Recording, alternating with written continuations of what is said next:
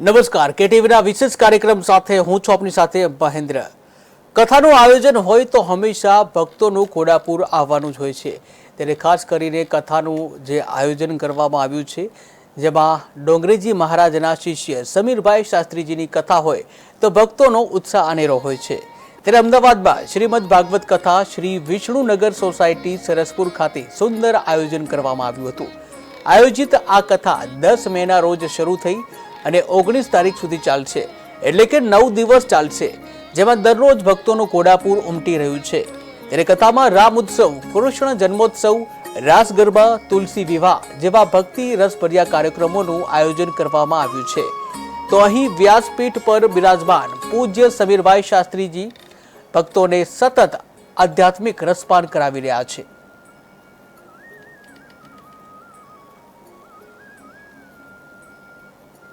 ભગવાન શ્રી કૃષ્ણ એ સાક્ષાત ગંગા છે। એટલે તો મેં કીધું હરિદ્વારમાં મારી કથામાં ગંગાના કિનારે ભાગવત રૂપી ગંગા સાંભળવા આવો લાભ તો ભાગશાળી મળે।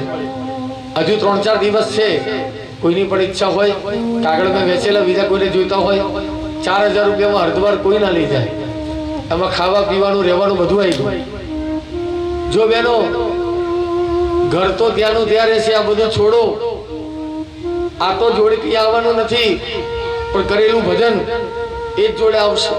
અને આપણી ગુજરાતી રસોઈ જમવામાં સવારે ગરમ ચા નાસ્તો, સવારે 9 થી 12 ભગવાનની ભાગવત કથા અને બપોર પછી ફરવાનું। તો આવો સરસ અવસર તમને મળ્યો છે। એમ માને કે ઠાકોરજીની કૃપા અને કંઈક ખોટું પણ થાય ને તો શું વિચારે વૈષ્ણવ, ઠાકોરજીની મરજી જેવી મને ઠાકોરજીની મરજી। શું કોઈ કે દુઃખ બેને વધાવી લે, એનું નામ જ વૈષ્ણવ। કંઠી પહેરવાથી વૈષ્ણવ નથી થવાતું ભાવ, ઠાકોરજીના નિયમોને સમજવા પડે। આજે એમ માન્યું કે હશે મારા ભગવાનની એવી ઈચ્છા છે કે અમારે હાથમાં બેડીઓ પહેરવી પડશે, અને કહેવાય છે વસુદેવ ને દેવકી 2 જણા કારાગૃહમાં પુરાયા છે। બેનો, કૃષ્ણ ભગવાનનું ચરિત્ર તમે જુઓ ને તો બહુ અટપટું છે।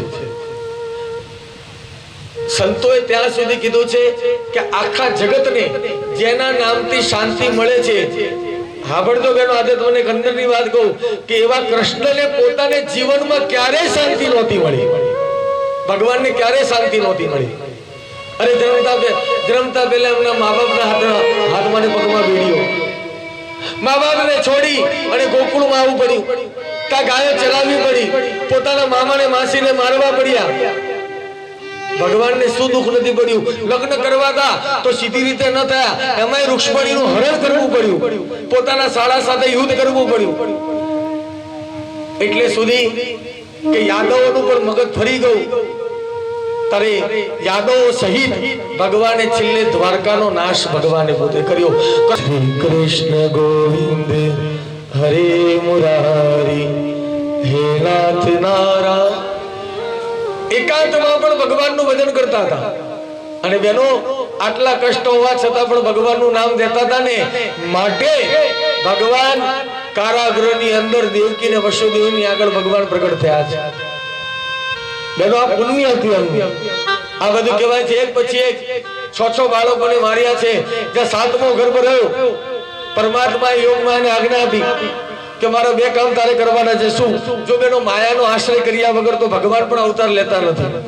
અને એટલા માટે કહેવાય છે યોગમાં આવ્યા, અને યોગમાં આવી અને દેવકીના 7મા ગર્ભને ઉઠાવી અને રોહિણીના ગર્ભમાં સ્થાપ્યો છે। કે એ કંસની સખી બેન નહોતી, એના કાકાની દીકરી। પણ ઘણીવાર એવું હોય છે ને કે આપણે સગો ભાઈ હોય ને, સગા ભાઈ કરતા આપણને કાકાનો છોકરો વધારે રાખતો હોય। મેં પહેલા જ કીધેલું કે આ દુનિયામાં બંધાવેલા બધા સંબંધો એ તમારા પુણ્યને આધીન છે। ક્યાંક પારકા પોતાના થઈ જાય, ક્યાંક પોતાના પારકા। આ પુણ્ય, તમારા જે પુણ્ય હોય, તમારું જે પ્રારબ્ધ હોય એ પ્રમાણેનું તમારું જીવન વ્યતીત થાય। બેનું કહેવાય છે મારા બેન બનેવીને સારું લાગે એટલા માટે રથ હું જાતે ચલાવીશ। અને કંસ સારથી થઈ અને રથમાં બેઠો છે।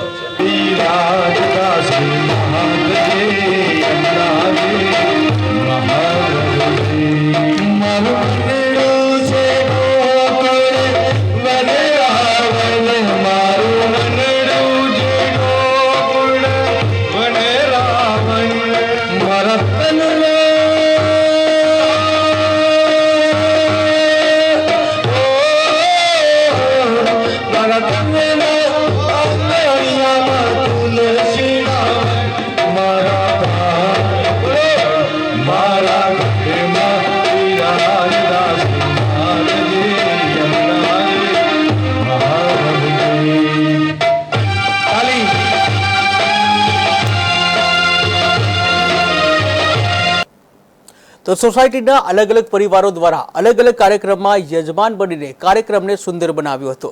તેમજ સ્વર્ગવાસી શૈલેષભાઈ પ્રભાશંકર શુક્લના મોક્ષાર્થે હરિતાબેન શુક્લ અને તેમના પરિવારે નંદ ઉત્સવમાં યજમાન બની નંદ ઉત્સવના કાર્યક્રમની સુંદરતા વધારી હતી.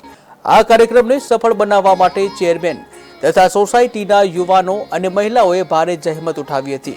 આયોજિત ધાર્મિક કાર્યક્રમમાં બાપુનગર વિધાનસભાના ધારાસભ્ય દિનેશસિંહ કુશવા, બળવંતસિંહ બાપુ, હિંમતભાઈ જેવા અનેક આગેવાનો સહિત કાર્યકરો પણ ઉપસ્થિત રહ્યા હતા. સનાતન ધર્મનો વિજય થાય એના માટે આપણા સનાતનની પ્રથા ભાગવત કથા આ શ્રી સમીરભાઈ શાસ્ત્રી દ્વારા ખૂબ સરસ રસપાન થઈ રહ્યું છે. એ બદલ ભાગવત પીઠના સમીરભાઈ શાસ્ત્રીના ચરણોમાં વંદન કરી એમને ખૂબ ખૂબ આભાર વ્યક્ત કરું છું. આ વિષ્ણુનગરની જે આપણી બહેનો છે એમને ભાગવતનું જે રસપાન કરવા માટે સરસ કાર્ય જગદીશભાઈ અને આખી વિષ્ણુનગરની આખી વ્યવસ્થા જે કરી છે એ બદલ સૌ જે વ્યવસ્થા કરનારા છે એમનો બી ખૂબ ખૂબ આભાર વ્યક્ત કરું છું. આવી સરસ વ્યવસ્થા કરી છે જગદીશભાઈને સવિશેષ. આ વ્યવસ્થામાં એમણે ખૂબ વ્યવસ્થામાં ખતથી 2-3 દિવસથી મને ફોન કરતા હતા કે તમારે અહીં આવવાનું છે. એટલે મેં કીધું તમે કહો ત્યારે હું આવી જાઉં. સાહેબ આ મારું પરિવાર છે, મારું ઘર છે, ધારાસભ્ય તો છું જ, આ કસ્તુરબા નગર ને આ વિષ્ણુનગર એટલે મારો પરિવાર છે. પરિવારમાં હું આવ્યો છું. ધારાસભ્ય તો પછી પણ અહીંનો દીકરો છું. આ વ્યવસ્થામાં અમે આ વ્યવસ્થામાં સેવાના ભાવથી આવ્યો છું.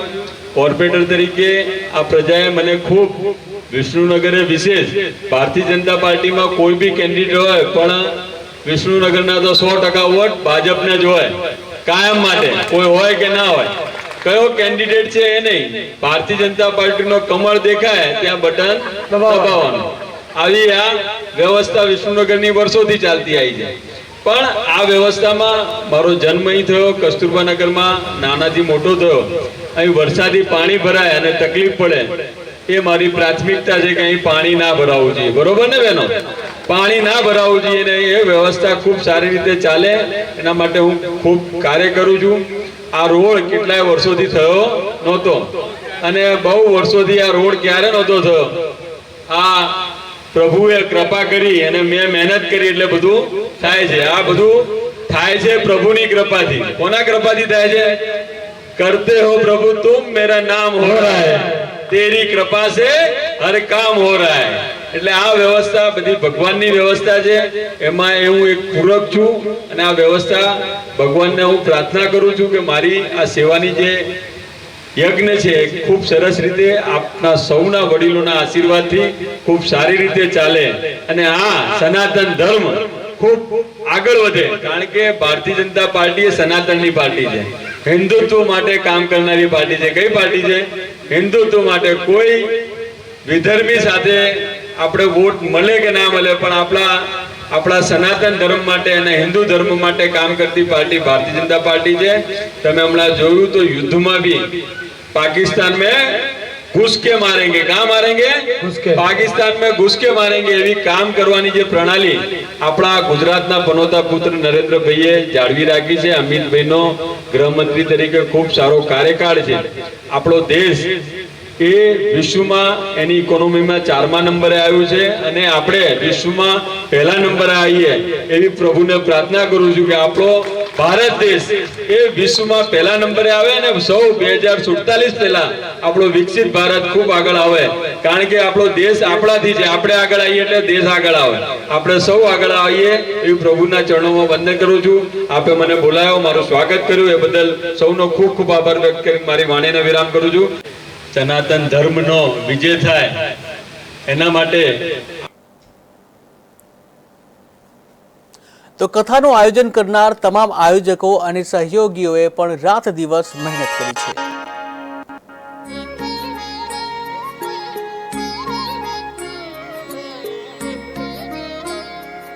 આ ભાગવતજી માટે પહેલાં તો મને આનંદ એ વાતનો છે કે મોસાળ ને એમાં એ જ કાર્ય ઠાકર ભગવાન જગન્નાથની આ કથા કરવાનો મને અવસર મળ્યો છે. આ મારી સરસપુરમાં બીજી ભાગવત છે. એની પહેલાં પણ મેં આગળ મોટી સાલીવાડમાં ભાગવત કરી ત્યાં બીજી કથા છે. પણ ભગવાનના મોસાળમાં ભાગવત કરવાનો એક આનંદ અનેરો હોય છે. જે ભાગવતનો મર્મ એ પરમ પૂજ્ય સંત શિરોમણી ડોંગરેજી મહારાજ જે ભાગવત કરતા હતા, આજે જ્યારે ભાગવત અમે જે છે દરેક શાસ્ત્રીઓને વંદન છે, પણ એમાં ભાગવતમાં ભાગવત ઓછું અને ભવાઈ વધારે મને દેખાતી હોય છે, નાચવાનું કૂદવાનું. પણ ડોંગરેજી મહારાજ એટલે અસલ ભાગવત, જેમાં લાલા સિવાય કોઈ વાત નહીં, કોઈ ભજન કીર્તનનો ઉપયોગ નહીં, અને ફક્ત કૃષ્ણ ભગવાનની કથા ચાલે. અને હું મારી જાતને ભાગશાળી માનું છું. હવે ખરેખરમાં જોવા જાઓ તો ડોંગરેજી મહારાજે એમના જીવનકાળમાં કોઈને શિષ્ય બનાવ્યા નહોતા, પણ મેં એમને મારા ગુરુ માન્યા છે. અને ખરેખરમાં હું મારી જાતને બહુ ભાગ્યશાળી માનું છું કે મને ડોંગરેજી મહારાજની ભાગવત કરવાનો અવસર મળે છે. અને અમાય આ સરસપુરની આ જનતામાં, આ વિષ્ણુનગર ને એમાં પણ મારા કાળિયા ઠાકર ભગવાન જગદીશનો મોસાળ અને આ જેટલા પણ અહીંયાના છે એ બધા જ ભગવાનના મામા અને મામીઓ છે. અને એને ભાગવત સંભળાવવાનો મને અવસર મળ્યો, એના માટે હું ઠાકોરજીને હું ખૂબ કૃતાર્થ છું. અને ઠાકોરજીના ચરણોમાં મારા વારંવાર વંદન છે. અને અમારો બધાનો અવાજ પણ તમારા સુધી જે પહોંચાડ્યો છે આ KTV, એનો પણ અમે ખૂબ આભાર માનીએ છીએ. મારી સાથે મારા મિત્ર અમારા વિનયભાઈ, એ પણ સંગીતમાં મને આનંદ આપે છે. અમે બે ભાઈઓ ભેગા થઈ અને ભાગવતજીનો આનંદ વધારે કરાવીએ છીએ. ભગવાનની એક જ પ્રાર્થના, સનાતન ધર્મની જય હો, ભાગવતનો પ્રચાર થાય, આપણો હિન્દુ જાગૃત થાય અને હિન્દુ જાગે ઓર સબસે આગે. આ જ ભાવનાથી ભાગવત ગલીએ ગલીએ કરવાનો મારો પ્રણ છે. આ કથા બાદ મારી હરિદ્વારમાં ભાગવત છે. બસ આવું ભગવાન ઠાકોરજી કથા કરાવે. જે નંદોત્સવ હતો અમને ખૂબ જ આનંદ થયો. કનૈયો શણગારી અને અમે લાયા હતા. અને ટોપરામાં જેમ જે જન્માષ્ટમીના જ્યારે કનૈયાનો જન્મ થયો ત્યારે જેવો ભાવ હતો એવો જ બધાના મનમાં ભાવ હતો. સાક્ષાત મારા ભગવાન જ આવ્યા હતા. આજે તો મને એવું લાગ્યું હતું સાક્ષાત મારા ભગવાન આવ્યા. બસ મને બહુ જ આનંદ થઈ ગયો. અને મહારાજે પણ બહુ સરસ રીતે કથા કીધી. અમારે ઉસ્તાદજીને તૈયાર કરીએ અને તૈયાર કરીને અહીંયા પર આવીએ ને રાતે એના પાછો પોઢાડી દઈએ. પોઢાડી સવારે ફરી તૈયાર કરીએ, પાછા લાવીએ રાતે 12 વાગે લઈ જઈ અને નવડાવી પાછા પોઢાડીએ. એમને બેઠો થાક લાગે એટલે આવો આનંદ છે. અને હવે 9 દિવસ થશે એટલે અત્યારથી આંસુ આવે છે. આપણે ક્યાંથી બાકી જતા રહેશે. આપણે રાધાજીની જોડે જ પહેલી 4 દિન બેસતો અને આવી સેવાનો લાભ પણ મળ્યો અને આવો કાયમ માટે મળતો રહે. આજથી હું 8 વર્ષથી છે. 8 વર્ષ પહેલાં મેં ભાગવત કથા બેસાડેલી અને એમાં બહુ જ અમારા સોસાયટીવાળાનો ભાઈઓ બહેનોનો બહુ રસ પડેલો. એટલે પછી 8 વર્ષ પછી અમારા ત્યાં સુધી તો પછી કોઈ શાસ્ત્રી જે આવતા નહોતા અમારા ત્યાં, પણ આ સમીરભાઈ શાસ્ત્રી કરીને આવ્યા અમારી સોસાયટીમાં. અને પછી અમને કહ્યું કે ભાઈ મારે કથા કરવી છે એટલે તમારી પરમિશનની જરૂર છે. તો મેં કીધું એ 2-4-5 જણના મંતવ્ય લીધા. ભાઈ તો કીધું આપણે કથા ભગવાનની કરવાની છે, ભાગવત કથા કીધું. અમારી ટાઈમ બહુ થઈ ગયો તો લોકો ખુશ થઈ ગયા. અમે લોકોએ કહ્યું કે ના કરો, અમે સહકાર પૂરો આપીશું. અમને બહુ ગમ્યું. અમે દોડીને બધું કામ કર્યું. અમે બધું કામ પતાવીને 8 વાગે આવીને બેસી રહીએ. રાતે 2-2 વાગ્યા સુધી મહારાજના કથા સાંભળીએ છીએ. અમને બહુ મજા આવે. આ ભાગવતજી માટે પહેલાં તો મને આનંદ એ વાતનો છે કે ભગવાનનું તો કથાનું સુંદર આયોજન કરવામાં આવ્યું છે. તેની કેટલીક અદ્ભુત યાદો પણ કેમેરામાં કંડારવામાં આવી છે. તો આવો જોઈએ કેટલીક મહત્વની તસવીરો.